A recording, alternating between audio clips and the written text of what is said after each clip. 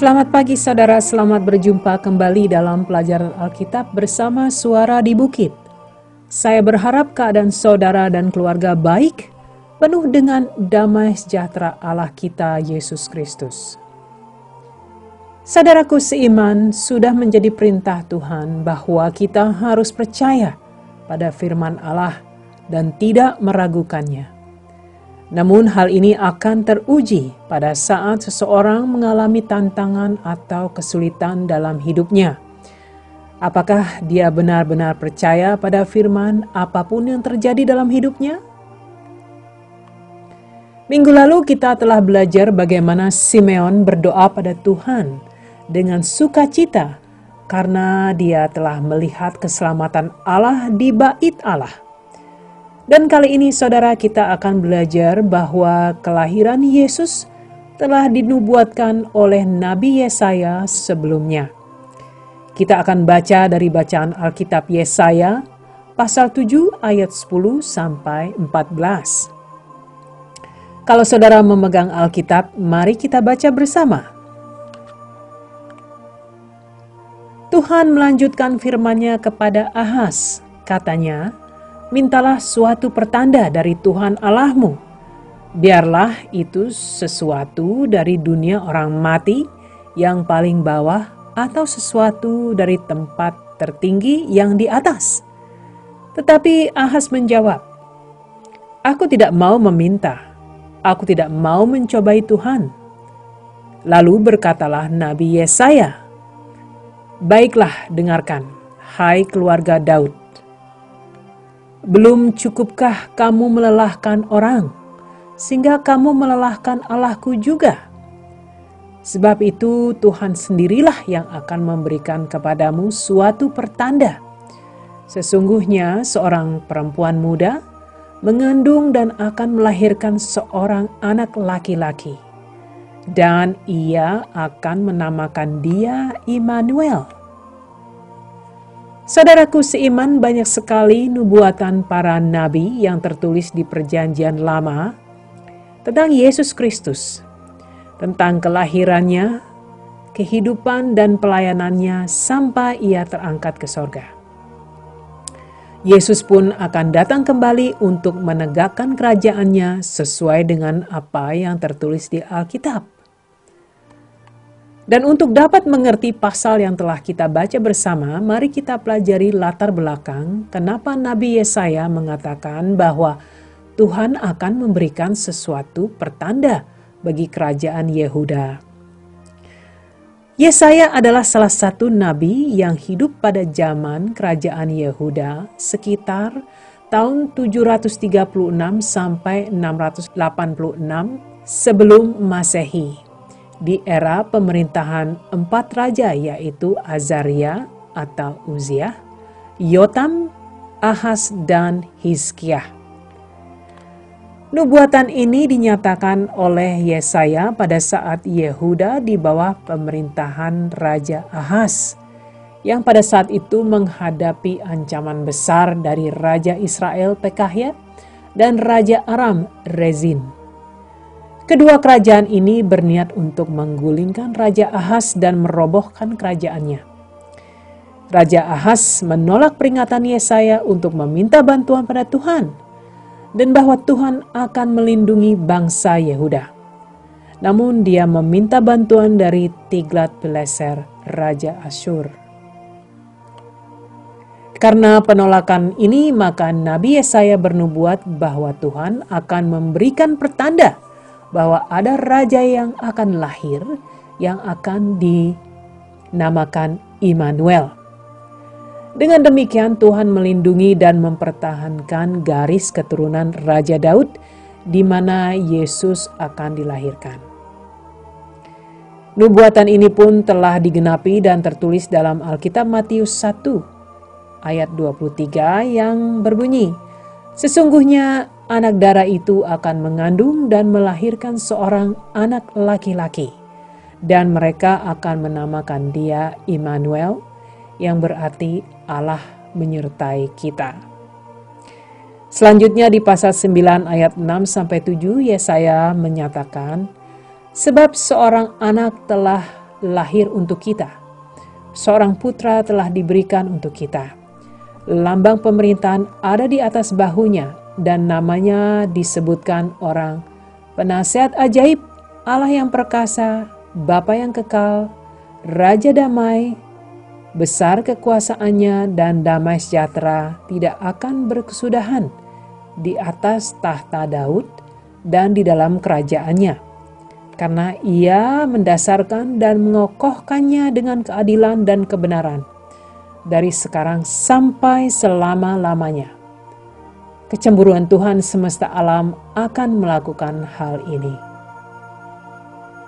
Saudaraku, putra yang telah dilahirkan itu adalah penyelamat dunia, juru selamat bagi mereka yang percaya, anak Allah yang sempurna yang memberikan kehidupan kekal, menyelamatkan jiwa manusia dari cengkraman dosa, yang memperbudak hidupnya dan yang memberikan kehidupan yang utuh dalam Dia. Dia adalah Allah kita, saudara, Yesus Kristus, Anak Allah. Pada kedatangannya yang pertama, Dia ditolak dan disalibkan oleh umat manusia. Dan Dia akan kembali untuk memerintah dengan keadilan dan kebenaran. Saudara-saudara seiman, Dia bukan hanya akan membawa kedamaian hati bagi kita orang-orang percaya, namun akan memerintah dan mendamaikan manusia dengan Allah. Dan mereka, orang-orang percaya, akan memerintah dengan Dia, Yesus Kristus, dalam kerajaannya nanti. Oleh karena itu, kita harus terus siap dan mempersiapkan diri untuk menyambut kedatangannya kembali.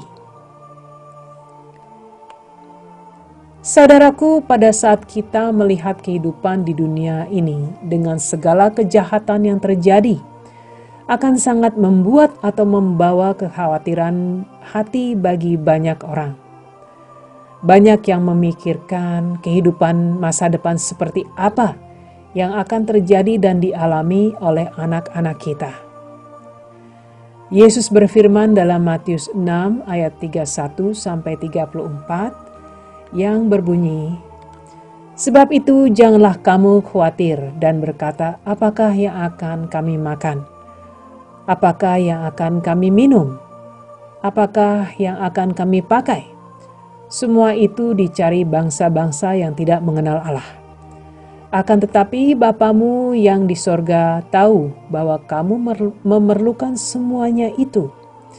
Tetapi carilah dahulu kerajaan Allah dan kebenarannya, maka semuanya itu akan ditambahkan kepadamu. Sebab itu janganlah kamu khawatir akan hari esok, karena hari esok mempunyai kesusahannya sendiri. Kesusahan sehari cukuplah untuk sehari."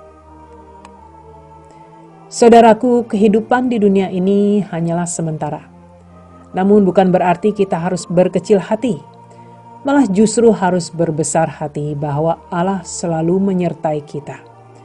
Allah kita Yesus Kristus, Immanuel. Selama kita masih diberikan kesempatan, maka kita berkewajiban untuk terus berdoa bagi sesama dan bagi dunia. Terus mendekatkan diri kita pada Allah. Saya akan mengajak saudara untuk merenungkan kembali kehidupan kita masing-masing selama 10 tahun terakhir, yaitu tentang segala kebaikan Allah dalam hidup saudara. Di saat-saat saudara sedih dan tak berdaya untuk menghadapi hari esok, karena kesedihan yang begitu besar, Tuhan Allah selalu bersama saudara. Saudara masih diberi kesempatan untuk terus menyembah dan bersyukur. Dia bahkan mengirim orang-orang yang dapat berdoa dan menguatkan saudara. Dia menghibur hati saudara dengan segala firman kebenaran. Di saat ini pun mungkin ada seseorang yang berdoa bagi saudara yang tidak saudara ketahui, karena mungkin Tuhan menggerakkan hati orang itu untuk berdoa bagi saudara. Setiap kali saya merenungi Tuhan Allah Immanuel, saya berpikir Tuhan selalu bersama saya. dalam keadaan apapun, baik itu dalam kesulitan, kedukaan, ataupun kebahagiaan. Saudara, kita orang-orang percaya adalah milik Kristus. Kita adalah anak-anak Tuhan, dan Bapa di sorga begitu mengasihi kita. Mari saudara, janganlah kita meragukan kasih Allah.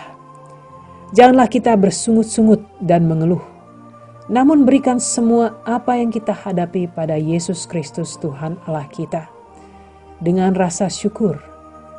Karena tidak ada yang dapat memisahkan kasih Allah dari kita orang-orang percaya yang mengasihinya. Immanuel, Tuhan menyertai kita. Tuhan bersama kita. Mari kita berdoa saudara. Allah Bapa di sorga, terima kasih Bapa, bahwa sekali lagi kami diingatkan bahwa Tuhan Allah selalu bersama kami.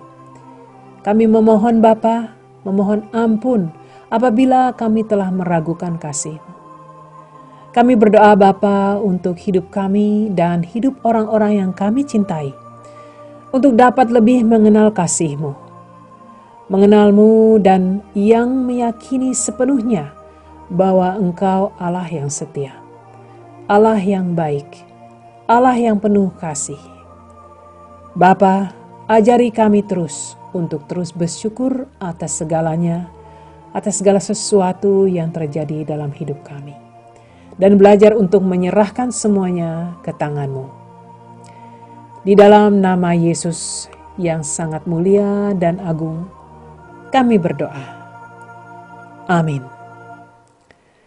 Amin saudara, terima kasih telah mendengarkan. Tuhan berkati dan sampai berjumpa kembali minggu depan.